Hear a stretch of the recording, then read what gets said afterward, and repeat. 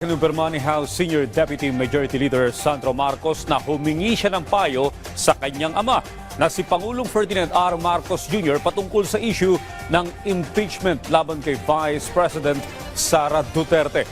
Ayon kay Congressman Marcos, sinabi ng presidente na gawin lang niya ang kanyang tungkulin at sundin ang kanyang obligasyon sa konstitusyon.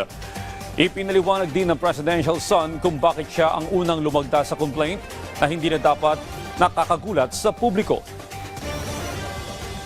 As to why I was the first one to sign, alangan naman kung sasabihin ng tao na gusto nilang huhukayin yung lolo mo at itapon yung katawan sa West Philippine Sea. Sasabihin niya gusto niyang patayin ang Pangulo at ang First Lady na ang aking magulang at gusto niyang patayin ang Speaker. Ba't naman nagugulat ang tao na pipirma ako dyan? These are statements that can't be taken lightly, especially from someone with such a high position. So, nagtataka na nga ako kung bakit nagulat yung tao.